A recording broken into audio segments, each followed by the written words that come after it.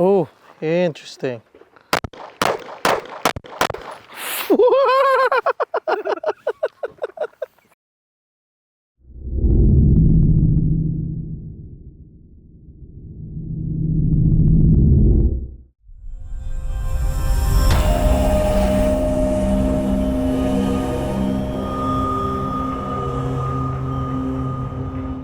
Hey guys, this is Brandon from Tap Rec Bang Training. Today let's talk about how people deal with recoil, right? How obviously, traditional way, grip your gun properly, get proper fundamentals. All right, you're good, don't suck.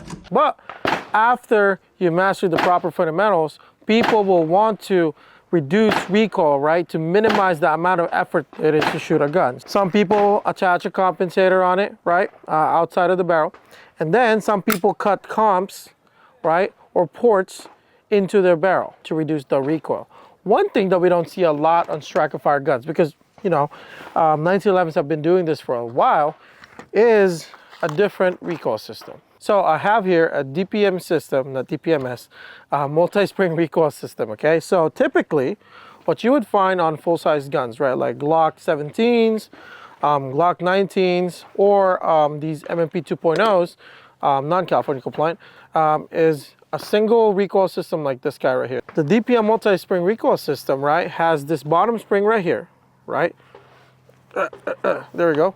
So you got this bottom spring right here that reduces the slide's speed as it bottoms out on the spring, but it also has a spring on top that you could add, right? So the point of this is they give you 3, or on the Glock 6 different springs to put on this guide rod right here, right?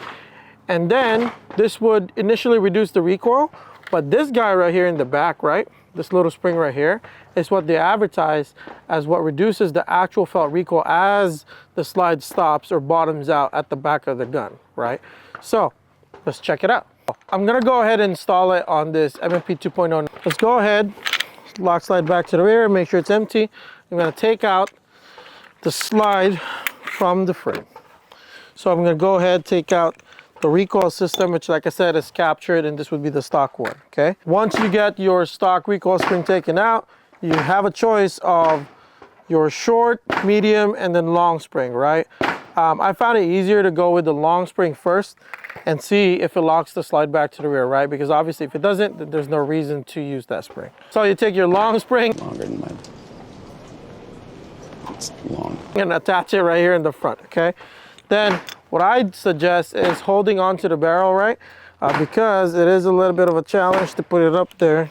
This MP is actually easier because there's a channel, right? But you just push it down. And come off that way. Check if it's aligned properly. It is. Just bring it back like this. And then your MP's done.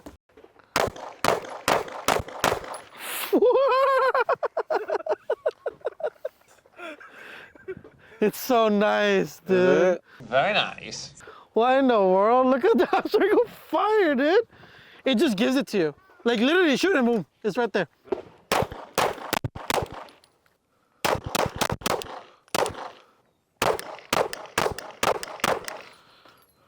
Oh, interesting. If I were to get asked, right, how would you describe the difference? It's the difference between a shove and a push. So now I'm shooting the stock one, so let's see how I do with this one, okay? With the spring, DPM spring attached to it and with its stock. With the stock one, you would shoot and the gun would just be ever so slightly just above where you need to be at, and you have to dip it one more down, right? On the DPM spring, it just resets back, okay?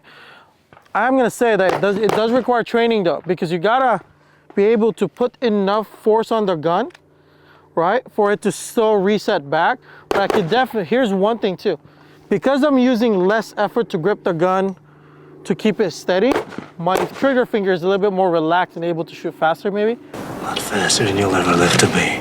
All right guys, well, let's talk about what our experience is, right? So I'll go first. At 50 yards back here, the difference was minimal, right? I could see the gun dipping back down, but because we're further away, I didn't see the benefits of, you know, like the gun as it nosedives, right? Yeah, we're taking slower shots, right. a little bit more. I mean, it's nosediving and then resetting back to where your targets, you know, so that was pretty interesting. Yeah. With you at 50 yards? I was not able to see that much of a difference until we got closer. Right. Once we got, actually at 50 yards, what I noticed though is the felt recoil though.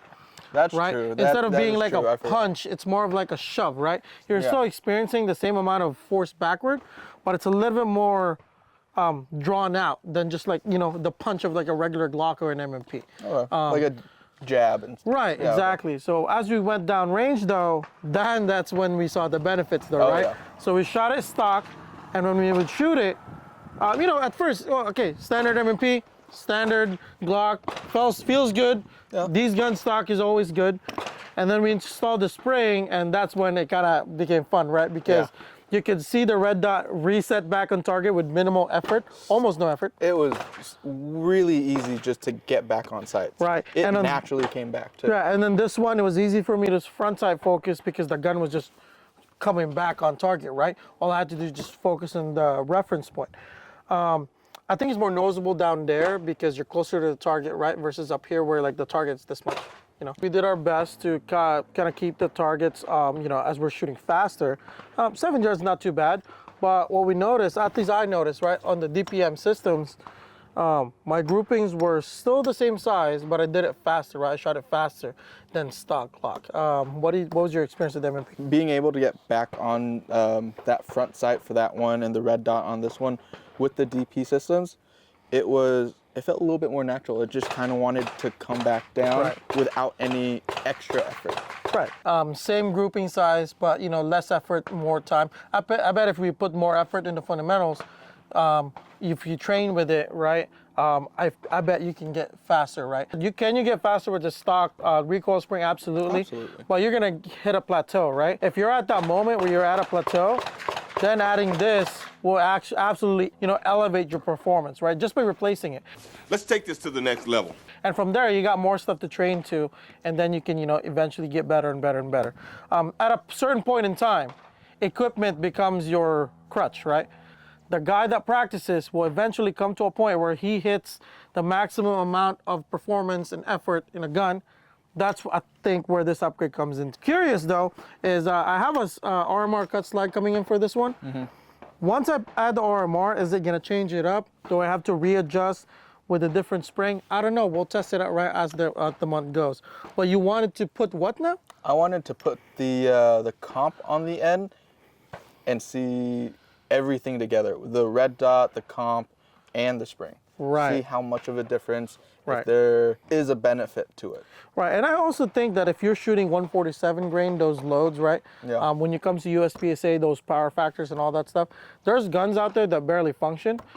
There would be rounds that won't be able to cycle here. I bet if you use a soft spring, you know, since there's less power, you'll be able to cycle it, shoot faster and all that stuff. But is this a viable option to replace or like to buy instead of a comp? I think it would be probably a good first choice. It's not a bad first choice, couple reasons. One, if you're looking to do this upgrade for your, say, concealed carry or anything like that. Doesn't add more. Yeah, it's gonna add more length, right? And with more length, if you get like a muzzle brake or anything like that, not all holsters are open-ended. Right. So you're gonna have to buy another holster. But with this, it's internal, you don't have to change out too much. What do Yeah, you I think? mean, honestly, with the M&P and the Glock, it was shooting flat, right? It's not as effortless as a compensator. Right. But I think it kind of gets like 75% to like 50% there, you know? It's a good upgrade personally for me. If I were, you know, budget constraint wise, I only have $150 and less, I would get this first, get good with it, and eventually, hey, if I still need a comp, I still need a comp, right? Yeah. I think it's a good first choice, right? And also, it's very minimal field stripping, right? You just take off the slide, replace it, versus a comp where now, if you're in California, you're limited to whatever doesn't have threaded barrels. Exactly. Right, and at the same time, if you do have thread barrel, now you got to pin and weld it. It's a pretty low-key upgrade, but I think it's worth it. If you think all gun laws are an infringement and you live behind the enemy lines in the People's Republic of California, then check out our Unconvicted Felons t-shirt. Came out with this t-shirt design for you where most of us are fed up with the situation here in California. So check it out. Check out our website. Awesome t-shirt coming at you. And our new line of 2 arms where it stands for 2A Rights Matter. So check out our new t-shirt and help us feed our dog.